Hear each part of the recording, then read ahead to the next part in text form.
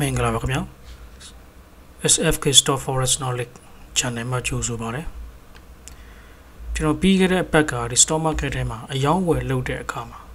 Cyclical stock ဆိုတာဘာလဲနဲ့ပတ်သက်ပြီးတော့ဝေမျှပေးခဲ့ပါတယ်ဒီတစ်ပတ်မှာတော့ကျွန်တော်တို့ရဲ့ portfolio ထဲမှာမဖြစ်မနေဝယ်ယူရင်းနှီးမြှုပ်နှံထားတဲ့ဒီ defensive stock ဆိုတာဘာလဲဘယ်လို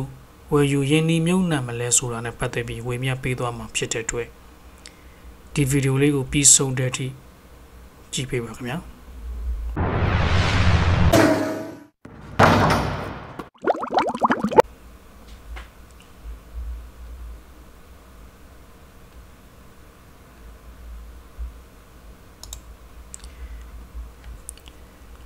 defensive stock တွေဟာ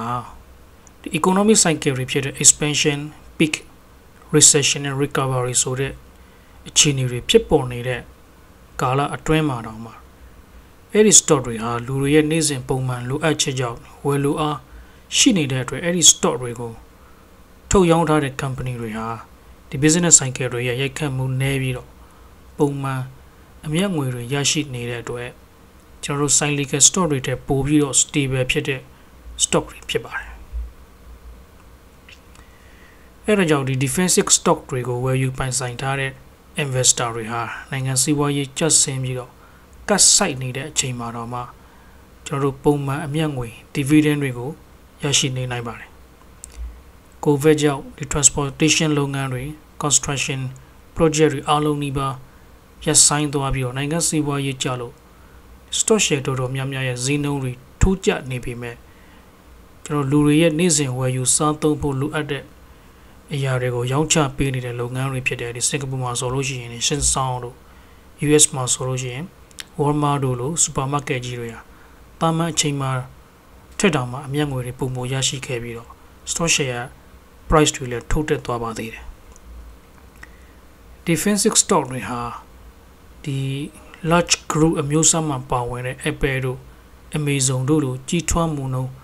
အရန်မြန်ပြီးတော့အတက်အကျကျန်းတာမျိုးမဟုတ်ဘဲနဲ့ပုံမှန် steady လေးကြီးထွားတိုးတက်သွားတဲ့အတွက်ကျွန်တော်တို့ရေရှည်ရင်းနှီးမြှုပ်နှံတဲ့သူတွေအတွက်တော့တခြား stock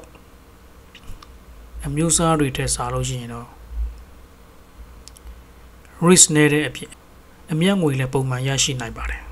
defensive stock အမျိုးအစားမှာပါဝင်တဲ့လုပ်ငန်းတွေကတော့ကျွန်တော်တို့ဒီ Walmart တို့လို supermarket ကြီးတွေ Procter & Gamble တို့လိုလူတွေနေ့စဉ်မဖြစ်မနေဝယ်ယူသုံးစွဲဖို့လိုအပ်တဲ့ဒီတကူရည်တန်းရှင်းကျန်းမာရေးသုံးဆောင်ပစ္စည်းတွေကိုရောင်းချတဲ့လုပ်ငန်းတွေ Johnson & Johnson တို့လိုဆေးဝါးသုံးပစ္စည်းတွေကိုထုတ်လုပ်ရောင်းချတဲ့လုပ်ငန်းတွေ Colgate တို့လိုသွားတိုင်ဆေးတွေထုတ်လုပ်ရောင်းချတဲ့လုပ်ငန်းတွေ Philip Morris International တို့လို Secret ဒီဆေးလိပ်ဆေးရွက်ကြီးတွေကိုထုတ်လုပ်ရောင်းချတဲ့လုပ်ငန်းတွေမှာပါဝင်ပါတယ်ကျွန်တော်တို့အဲ့ဒီ defensive stock တွေကိုဘယ်လိုအချိန်ဒီမှာဝယ်ယူဖို့အကောင်းဆုံးလဲဆိုတော့အဲ့ဒီ company တွေနဲ့ပတ်သက်ပြီးတော့သတင်းစုံ bad news တွေထွက်နေပြီးတော့ဈေးတွေကျနေတဲ့အချိန်ဖြစ်ပါတယ်ဥပမာဆိုလို့ရှိရင်ကျွန်တော်တို့2018ဒီဇင်ဘာမှာဒီ Johnson & Johnson ကထုတ်တဲ့ဒီ baby powder တွေမှာကင်ဆာဖြစ်စေနိုင်တဲ့ chemical ပစ္စည်းတွေပါဝင်နေတဲ့ဆိုတဲ့ဒီ software ချက်ကြောင့်အဲ့ဒီဒီဇင်ဘာ၄ရက်နေ့တောက်ကြနေဈေးပိတ်ချိန်မှာ 10% လောက်ဈေးထုတ်ကျသွားခဲ့ပါတယ်ဒီမှာဒီ Johnson & Johnson ရဲ့ chart ကိုကြည့်ကြည့်ပါ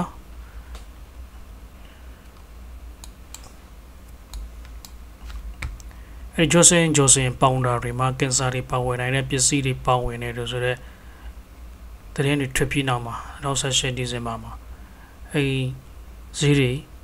ထုတ်ကျသွားတယ်ကိုကျွန်တော်တွေ့မြင်နိုင်ပါတယ်အဲ့လို company နဲ့ပတ်သက်ပြီးတော့တရင်စိုးတွေထွက်နေတဲ့အချိန်မျိုးမှာကျွန်တော်တို့ investor တွေဟာဝင်ပြီးတော့သူများတွေစိတ်မဝင်စားတဲ့အချိန်အဲ့ဒီအချိန်မှာတော်တော်များများထုတ်ရောင်းကြတဲ့အချိန် company နဲ့ပတ်သက်ပြီးသတင်းစိုးတွေထွက်တဲ့အချိန်မှာတော်တော်များများထုတ်ရောင်းကြတဲ့အတွက်ဈေးတွေထုတ်ကျသွားတယ်အဲ့လိုချိန်မျိုးကကျွန်တော်တို့ချားသူတွေကြောက်ရွံ့နေတဲ့အချိန်မျိုးကျွန်တော်တို့ကလောဘတက်ပြီးတော့ဝယ်ယူရမယ့်အချိန်တွေဖြစ်ပါတယ်အဲ့ဒီ2018ဒီဇင်ဘာမှာ140ခေါ်ကနေပြီးတော့120လောက်ထိကျဆင်းသွားတာကိုတွေ့ရပါတယ်အဲ့120မှာကျွန်တော်တို့ဝယ်ယူထားခဲ့မယ်ဆိုလို့ရှိရင်နောက်အဲ့ဒီဈေးတွေကပြန်ကန်ပြီးတက်လာတော့ကိုကျွန်တော်တို့တွေ့မြင်နိုင်ပါတယ်ကြားထဲမှာတက်လိုက်ချလိုက်ဖြစ်နေပြီးတော့ကျွန်တော်တို့ ဒီ2020 COVID အချိန်မှာတစ်ခါပြန်ပြီးတော့ဆင်းသွားတာကိုကျွန်တော်တို့တွေ့ရမယ်အဲ့လိုချိန်မျိုးတစ်ခါထပ်ပြီးဝယ်ယူထားခဲ့မယ်ဆိုလို့ရှိရင်ခုချိန်မှာခုဆိုလို့ရှိရင်ဒီ Johnson & Johnson ရဲ့ဈေးနှုန်းက164 190တိတက်သွားခဲ့ပြီးတော့ဒီမှာ40 EMA ကိုတစ်ခါပြန်ပြီးတော့ pullback ပြန်ဆင်းလာတာကိုတွေ့ရပါတယ်အဲ့ဒီ pullback ဟာကျွန်တော်တို့ဒီ previous demand area ကိုရောက်ရှိလာတဲ့အခါမှာကျွန်တော်တို့ဝယ်ယူဖို့တက်တော်ပါတယ်ဒီနေရာ200 EMA နဲ့ဒီ demand zone area ကိုရောက်ရှိလာခဲ့လို့ရှိရင်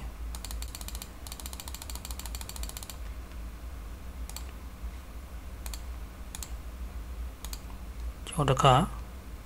ပြန်ပြီးဝယ်ယူသေးတဲ့အချိန်ဖြစ်ပါတယ်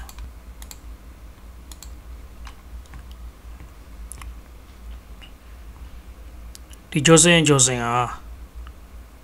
pullback အနေနဲ့ပြန်ဆင်းလာပြီးတော့အရင်ဒီ demand zone ရောက်ရှိလာပြီးတော့ဒီ200 EMA ကိုထိပြီးဒီ channel ကို breakout ဖြစ်သွားတဲ့အချိန်မျိုးမှာကျွန်တော်တို့တစ်ခါပြန်ပြီးတော့ဝယ်ယူသေးတဲ့အချိန်လေးဖြစ်ပါတယ် defensive stock တွေကိုကျွန်တော်တို့ဝယ်ယူရင်းနှီးမြှုပ်နှံတယ်ဆိုပေမဲ့လည်းပဲ anyhow ကြုံသလိုဝယ်ယူတာမျိုးမဟုတ်ပဲနဲ့ပြန်ပြီးတော့ pullback ဖြစ်တဲ့အချိန်သတင်းဆိုးတွေကြောင့်ဈေးကျနေတဲ့အချိန်မျိုးတွေမှာဝယ်ယူပြီးတော့စူဆောင်းရင်းနှီးမြှုပ်နှံထားမယ်ဆိုလို့ရှိရင်ကျွန်တော်ရေရှည်မှာပုံမှန်ဈေးတွေတက်နေပြီးတော့ dividend ကိုပုံမှန်ရရှိနိုင်တဲ့ stock မျိုးစားတွေဖြစ်ပါတယ်ကျွန်တော်တို့ရဲ့ဒီ SFK Stock Forex Knowledge Channel မှာပတ်စင်တင်ဆက်ပေးနေသောအသိပညာဘုဒ္ဓရစရာများကိုလေ့လာကြည့်ရှုနိုင်ဖို့ဒီ channel လေးကို subscribe and notification button လေးကိုနှိပ်ထားပေးပါခင်ဗျာကျေးဇူးတင်ပါတယ်